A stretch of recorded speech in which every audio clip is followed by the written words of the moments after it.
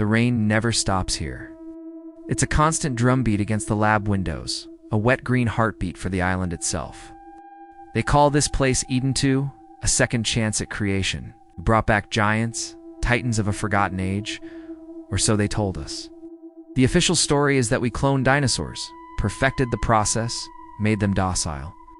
The brochures show families smiling, gazing at a majestic brachiosaurus. But that's not what we did. Not really. We did something else. My name is Kalen, and I'm a bioethicist. At least that's what my job title says. In reality, I'm a glorified data janitor. I signed off on protocols I barely understood, mesmerized by the genius of Dr. Eris Thorne. He was the architect of it all. Thorne's breakthrough wasn't just cloning, it was imprinting. He claimed he'd found a way to map and transfer fossilized neural pathways, the muscle memory of the original animal to the cloned embryo. This was meant to give them their natural instincts, to make them authentic. The board loved it. The investors poured billions into it. The first batch was the Velociraptor pack. 6 of them, sleek, terrifyingly intelligent, and utterly silent.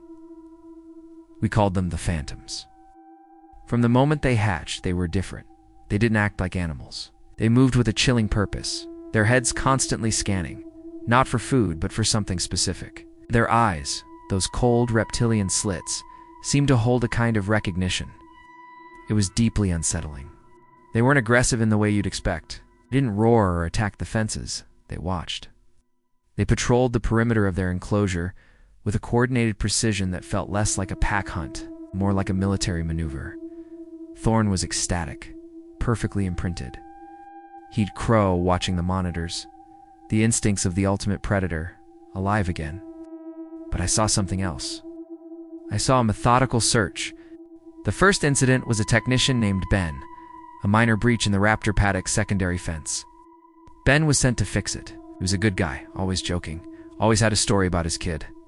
The Phantoms were supposedly secured in their holding bay, but one of them, the alpha we called Nemesis, got out.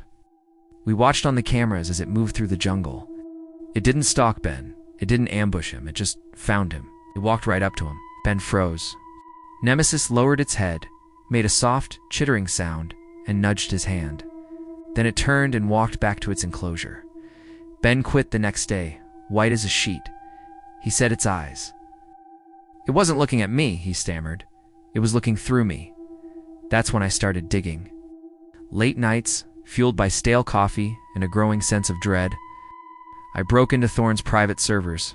There were no fossilized neural maps. There were no ancient dinosaur brain scans. What I found were terabytes of another kind of data. Human brain scans. Hundreds of them. All from facility employees. It was part of our yearly health screening, mandatory for everyone on the island. We thought they were checking for tumors. They were mapping our minds. The true project wasn't about reviving dinosaurs. It was about memory. Thorne believed that strong, primal emotions, fear, rage, and especially guilt, created a unique neurological scent, a map. He theorized that these guilt maps could be isolated and imprinted onto a blank slate. A cloned mind, turning the creature into a living, breathing tracker for the source of that guilt. He wasn't cloning dinosaur instincts. He was weaponizing human regret. The raptors weren't behaving like dinosaurs because they weren't. They were biological bloodhounds, imprinted with the deepest, darkest secrets of the people who worked here. The pieces clicked into place with sickening clarity. The raptors weren't just hunting. They were hunting for the person whose brain scan they were imprinted with. They were tracking a specific signature of guilt. I pulled up the Phantom Pack's imprint file, source scan ID 734. I cross-referenced it with the employee database. My blood ran cold. The scan belonged to a geneticist named Lena. She died a year ago.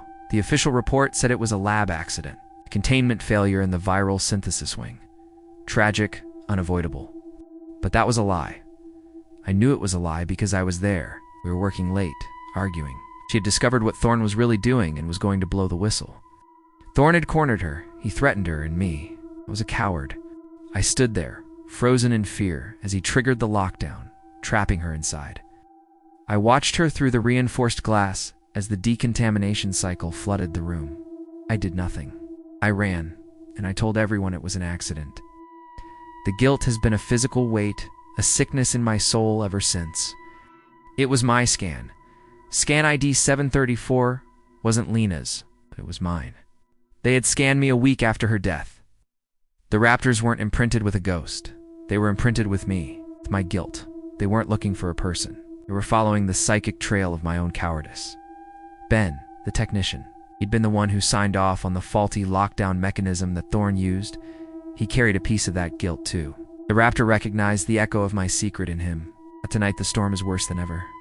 A category for hurricane. The power is flickering, and the fences are failing. Alarms are screaming across the compound, lost in the shriek of the wind. A message just flashed across the emergency system.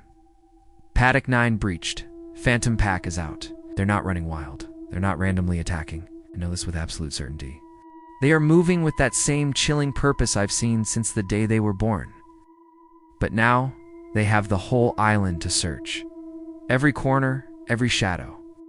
The rain is washing away scents, confusing tracks, making it impossible for human trackers to find them.